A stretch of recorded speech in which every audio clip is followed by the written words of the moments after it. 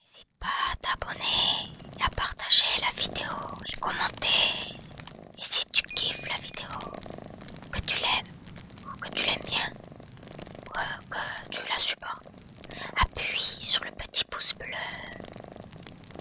Ouais, t'as vu, c'est super bien fait. Allez, bisous. Alors nous sommes le 19 janvier 2025. Mon tirage portera sur la GPA, gestation pour autrui, et la PMA, procréation médicalement assistée. Procréation médicalement assistée, c'est par exemple pour les femmes qui ne peuvent pas obtenir d'enfants, qui ont des difficultés à l'obtenir. Exemple, les ovules sont trop épaisses et donc le spermatozoïde ne peut pas percer l'ovule. Et donc dans ces cas-là, on fait en sorte de les aider médicalement pour qu'elles puissent enfin tomber enceintes, ou lorsque quelqu'un est stérile dans un des cas, et que l'on fait en sorte que la madame puisse quand même porter le bébé médicalement aidé. Voilà. La GPA, gestation pour autrui, c'est lorsque madame A décide de porter l'enfant pendant 9 mois pour madame B et monsieur, pour madame et monsieur, et que lorsque ce bébé naît, madame A qui était enceinte donne ce bébé à cette famille qui ne voulait pas porter le bébé pour quelconque raison. Ça peut être des raisons médicales, ça peut être des raisons de biologie, hein, voilà. Et donc qui fera un bébé, qui portera un bébé et fera naître un bébé qu'elle donnera à ce couple ou cette personne, et donc elle ne conserve pas le bébé. Moi, ma question, c'est pas les citoyens en soi, la raison louable en gros de l'utilisation de la GPA et de la PMA, mais c'est savoir la vraie raison sous-jacente de cette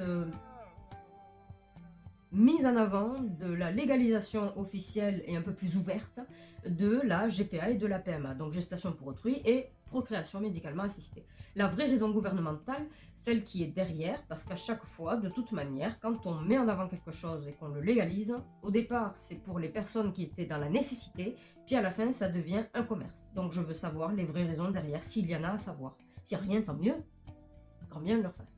Mais je veux savoir les vraies raisons. Qu'est-ce qui se cache derrière?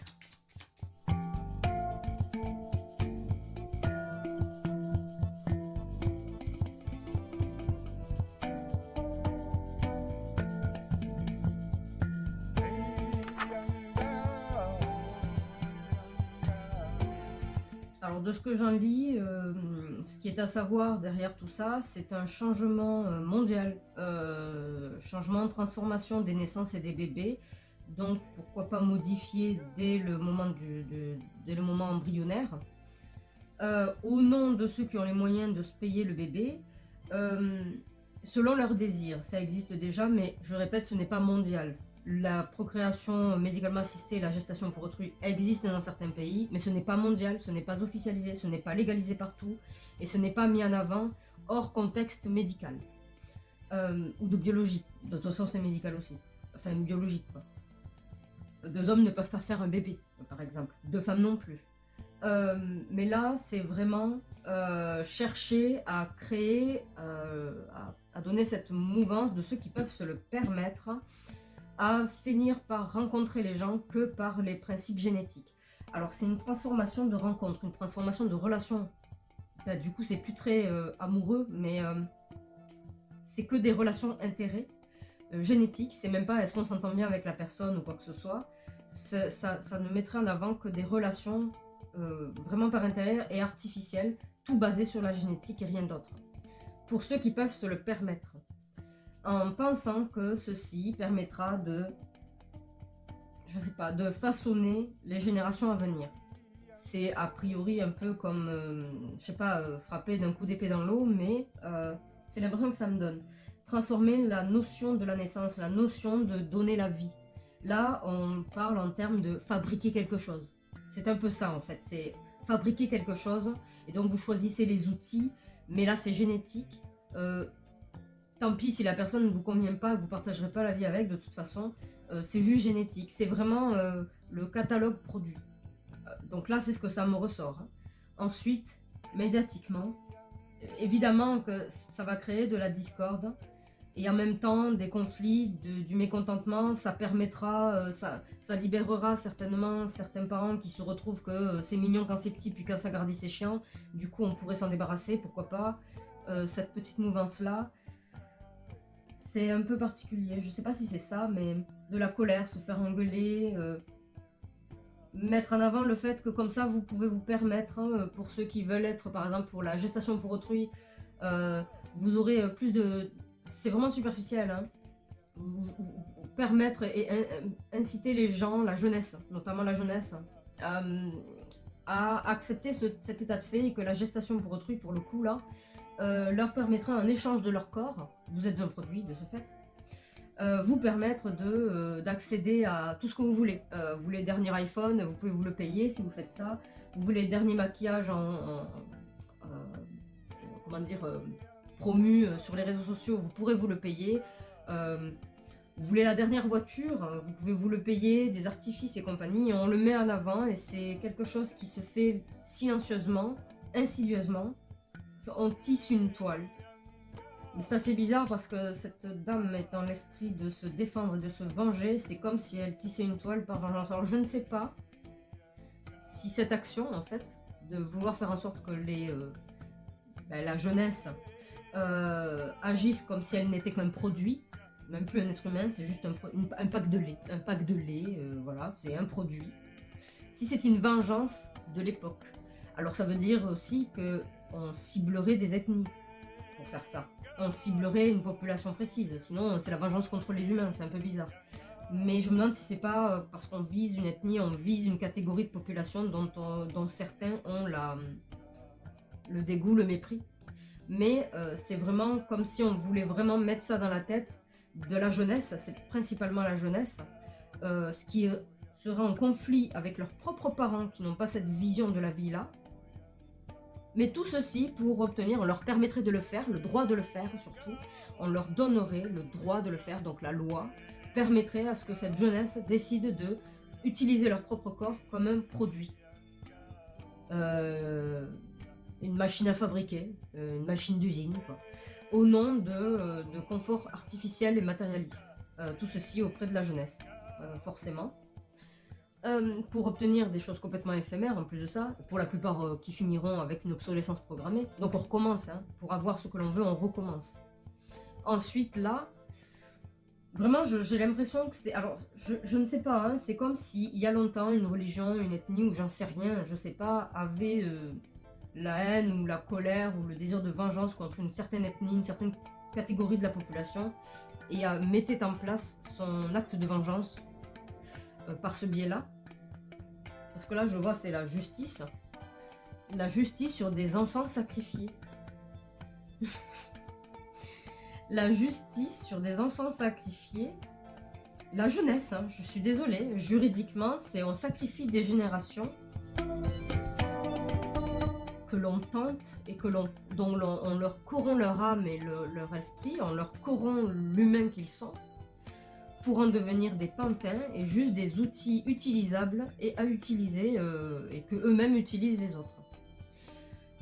Vraiment, c'est déshumanisant à souhait, quoi. Là, ce que je vois, c'est déshumanisant à souhait. Parce que là, c'est même pas pour des raisons médicales. Ce qui est mis en avant, c'est ce que j'ai l'impression de lire, c'est vraiment tu veux le dernier iPhone, tu pourras te le payer si tu portes un bébé, si tu donnes une ovule ou je sais pas quoi. Même pas pour des gens dans la nécessité, mais pour des gens qui ont les moyens de se payer ce service-là. Mais mettre en avant le fait que tu n'es qu'un produit, ça me rappelle un livre que j'ai lu très tardivement, mais parce que tout le monde en parlait, et moi j'aime aller lire dans ces cas-là les sujets dont les gens parlent beaucoup, mais les gens qui parlent d'eux et qui parlent d'eux, ça m'intéresse pas, je préfère aller à la source directement. Ben, ça me rappelle du coup le livre que j'ai lu, Le meilleur des mondes. Ça me rappelle ce livre, dans lequel les adultes, comment dire, se considèrent tel une clope ou un petit café. Ils se consomment entre eux, charnellement parlant, sexuellement parlant, tel un café ou une clope, quoi. C'est je m'ennuie, on fait ça, allez hop, on fait ça et terminé. Et il n'y a plus du tout la notion de l'amour, du partage, de la construction. Fidélité, il faut oublier parce qu'il n'y a pas d'histoire de couple. et ni même la création de la vie. Ils ne sont que des produits qui consomment des produits, qui vous regardent en tant que produit, et normalement vous êtes censé les regarder tel un produit. Et ça s'arrête à ça, c'est même plus un humain social, c'est un produit, un pack de lait, je sais pas, un paquet de pâtes quoi. Ça ne reste que ça. Et en l'occurrence, il est interdit de faire des bébés, et donc ils sont stérilisés normalement si mes souvenirs sont bons. Les bébés sont juste fabriqués en couveuse et dans un placenta artificiel. Et on les façonne selon l'apport d'oxygène, on les façonne tels que l'on veut qu'ils soient plus tard. Voilà. Moins il y a d'apport d'oxygène, plus l'enfant pourra accepter naïvement un métier exécrable, non valorisant, qui n'apporte rien, et sera fier de faire ce métier-là. Voilà. Et que c'est pas forcément ce qu'il aurait voulu, hein, mais le manque d'apport d'oxygène permet une plus lente réflexion, et ça alimente le cerveau, l'oxygène, donc forcément, voilà. Trouvera louable d'aller faire le repassage pour des grands bobos, par exemple. Quelqu'un de réfléchi qui a du recul cherchera sa liberté. Voilà, ben ça, ils n'en veulent pas. Et ben ça me fait penser à ce livre où, effectivement, les humains, les adultes qui étaient enfants à l'époque, et bébés, et puis embryonnaires également, ont grandi avec cette notion de je suis un produit, tu es l'équivalent d'une clope, tu es l'équivalent d'un paquet de pâtes. Voilà. Et c'est ce que ça me fait penser. Donc là, on sacrifie le désir derrière ce GPA-PMA, et j'enlève tout le contexte médical, louable, justifiable, tout ce que vous voulez, mais que ça revient au même que d'aller se dire je vais m'acheter du pain et puis je vais me mettre... je vais porter un bébé pour quelqu'un, comme ça me fera des sous pour m'acheter la dernière voiture. Eh bien, ça vraiment c'est hyper déshumanisant et c'est sacrifier une génération. Donc, ceux de mon âge, donc à peu près quarantaine, ne sont pas concernés par la chose en généralité. C'est plus la petite génération que l'on met sur ce pilori. Et c'est cette génération, et là ça sort comme ça, que l'on sacrifie en les corrompant et en leur mettant en avant. Vous pourrez vous acheter tout ce que vous voulez, le dernier t-shirt. Donc là, on passe sur un déplacement ou la guerre. Donc,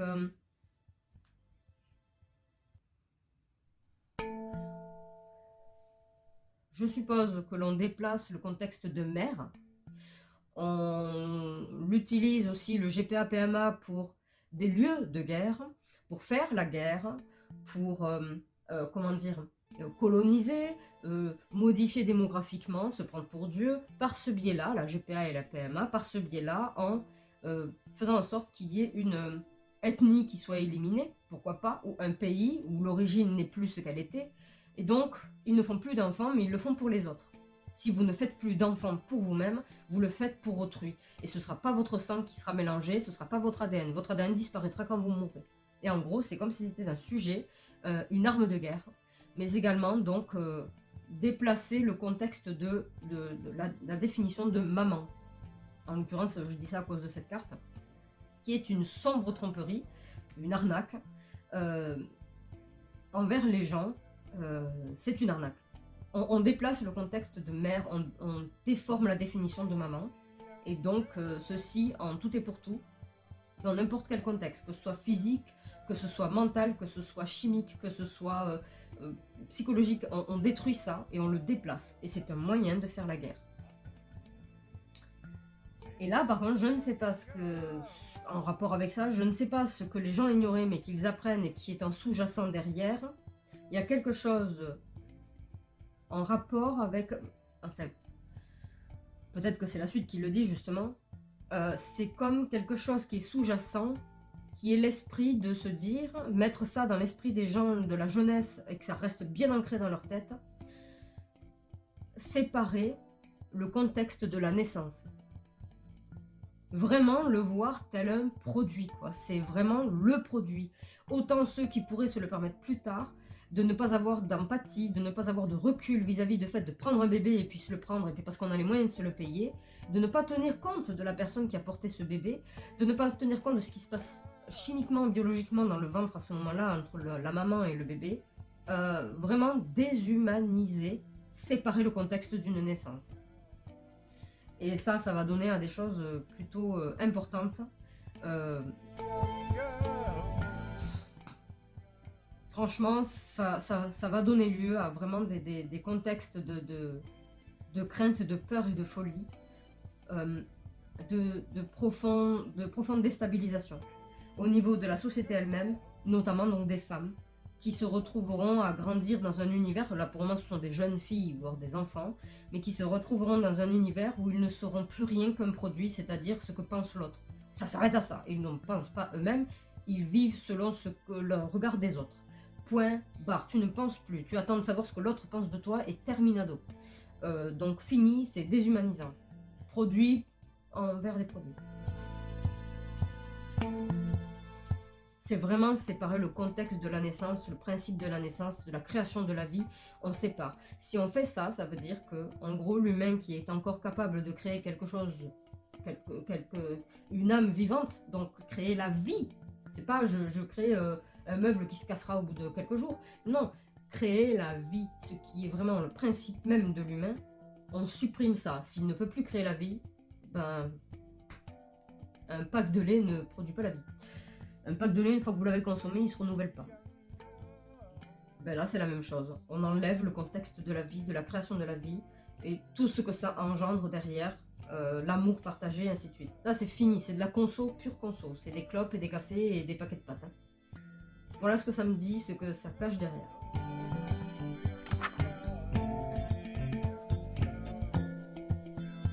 Alors, en plus de cela, pour ce qui est des rencontres, parce que là, je maintiens ce que j'ai dit, hein, de transformer les relations anciennement amoureuses en relations que d'intérêt. C'est déjà le cas quand on choisit quelqu'un qui...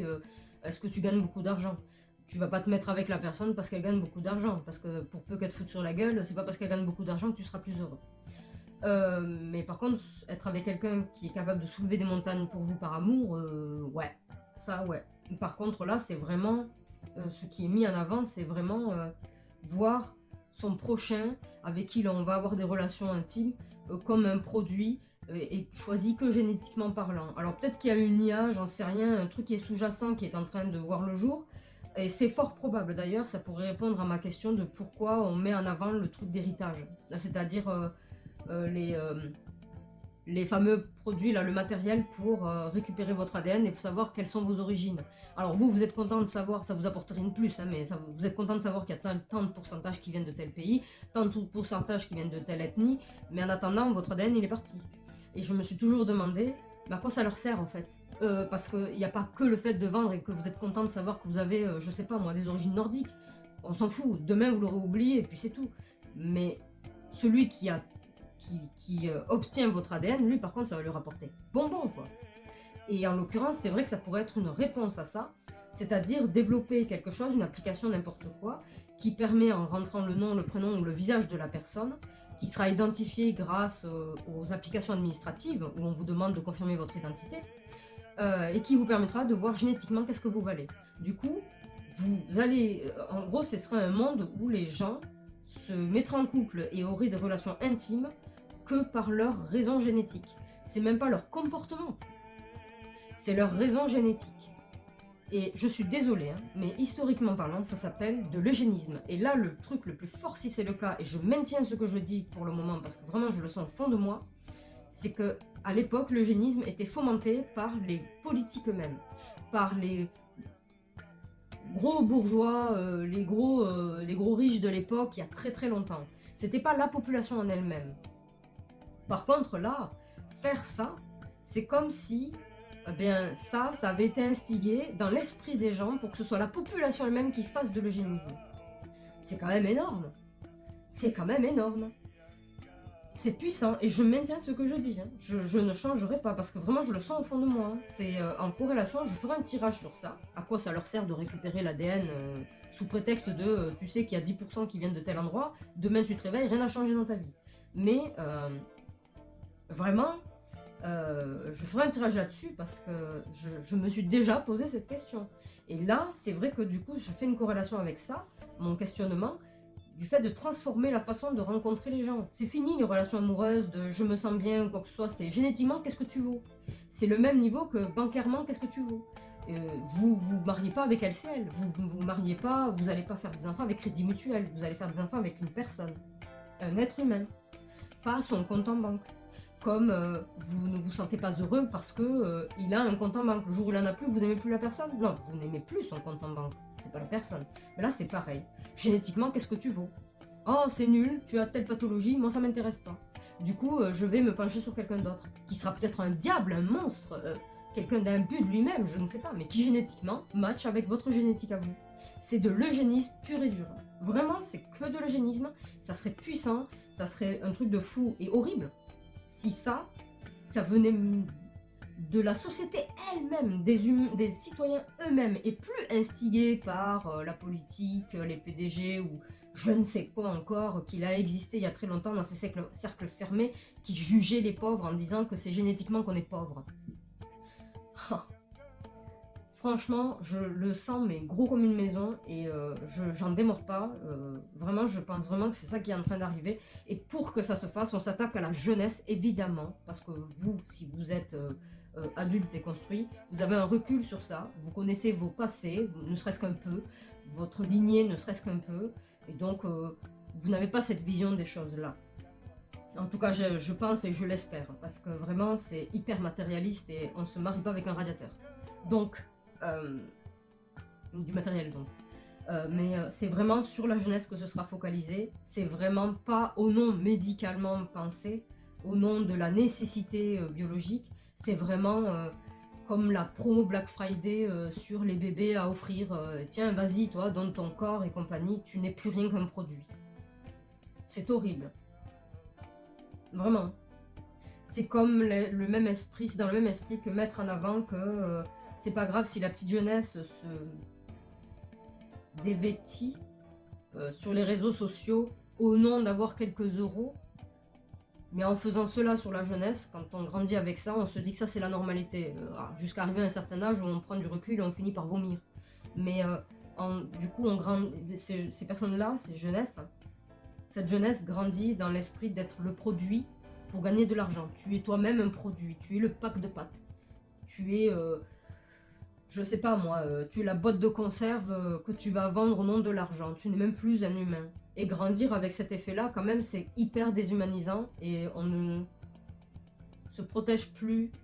On ne protège pas son corps et son intimité, ce que l'on pourrait avoir de plus précieux. Lorsqu'on est vraiment à 100% nu face au monde entier et même pas privilégier ça pour une seule personne, ben... je sais pas, c'est... Vous n'êtes plus quelqu'un. Vous êtes l'équivalent de la route goudronnée, quoi. Tout le monde la voit, tout le monde roule dessus. Personne n'y fait attention, sauf quand il y a des trous, évidemment.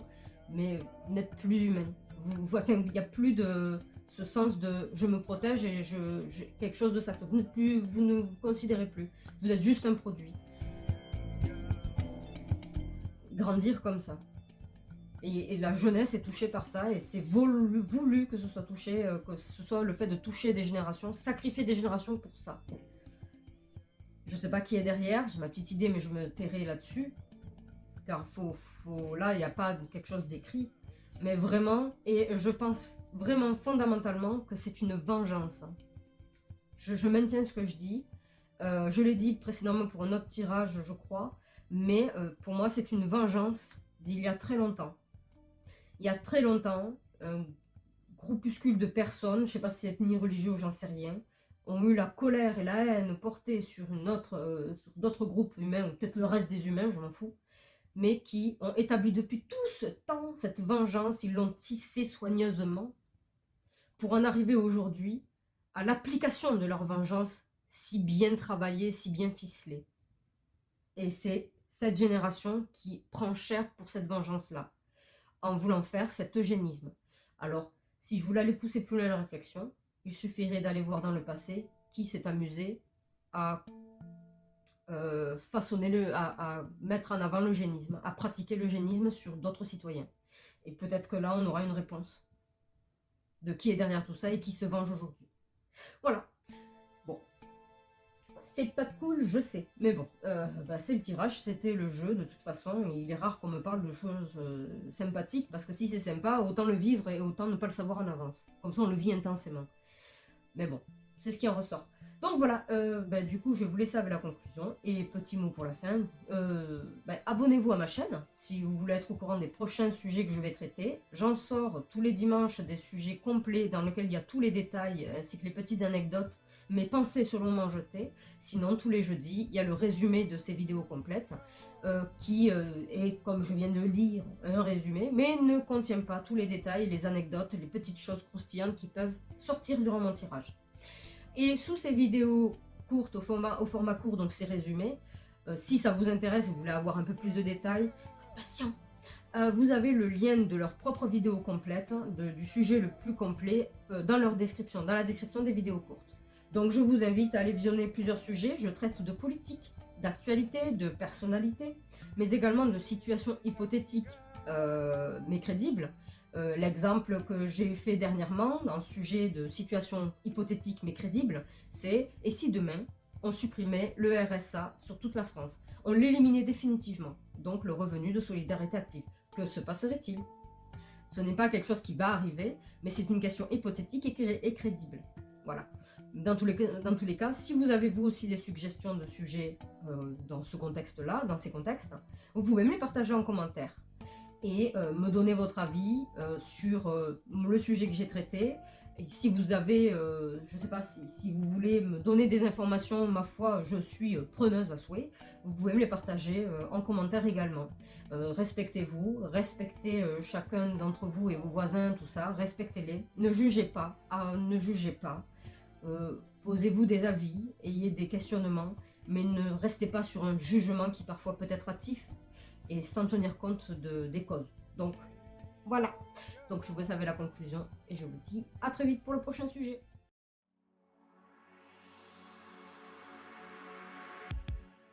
La gestation pour autrui, GPA, et la procréation médicalement assistée, PMA, pourrait bientôt devenir légale dans de nombreux pays, créant un marché florissant. Cela pourrait transformer les relations amoureuses avec des rencontres guidées par des critères génétiques issus de tests ADN proposés de façon ludique. Exemple MyHeritage. Cette évolution soulève des préoccupations sur la conservation des données génétiques et pourrait réduire les individus à de simples produits de consommation, ouvrant la voie à une forme d'eugénisme. L'histoire montre que de tels scénarios ont déjà été mis en œuvre par des gouvernements, souvent au détriment de la population. La conception de la vie changera radicalement. Nous parlerons de la fabrication d'un enfant plutôt que de son accouchement. L'idée du don de la vie disparaîtra, sacrifiée au profit d'un projet obscur. Les médias vanteront les avantages économiques de la gestation pour autrui, incitant les jeunes à porter un enfant pour financer des biens de consommation. Ainsi, l'acquisition d'un enfant deviendra une réalité pour les plus riches, transformant la vie en un objet de luxe. Cette situation engendre des désaccords et des divisions au sein des foyers et de la société. La jeunesse sacrifiée est instrumentalisée par des lois qui, sous couvert de légitimité, s'intègrent dans notre société. Ce phénomène pourrait être perçu comme une vengeance historique, un pacte ancien se réalisant aujourd'hui, alimenté par des groupes ethniques, religieux ou des familles influentes. Ceux qui ressentent ce désir de revanche blessés par le passé justifient leurs actions par leurs souffrances antérieures. Au cœur de cette dynamique se trouve la corruption de la jeunesse, tant physique que mentale. La gestation pour autrui GPA et la procréation médicalement assistée PMA semblent être des outils de guerre utilisés pour façonner l'eugénisme et orienter le mouvement démographique selon des critères d'âge, de sexe, d'ethnie ou de religion.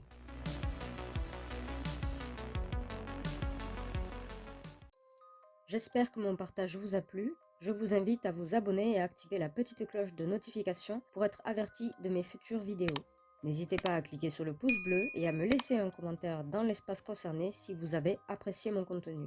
En plus, ça m'aidera beaucoup. Le sujet plus détaillé et complet du résumé que vous venez de voir se trouve en cliquant sur le lien juste en dessous de cette vidéo dans l'espace description et dans le commentaire épinglé. Je vous dis donc, rendez-vous au prochain sujet traité. À très vite!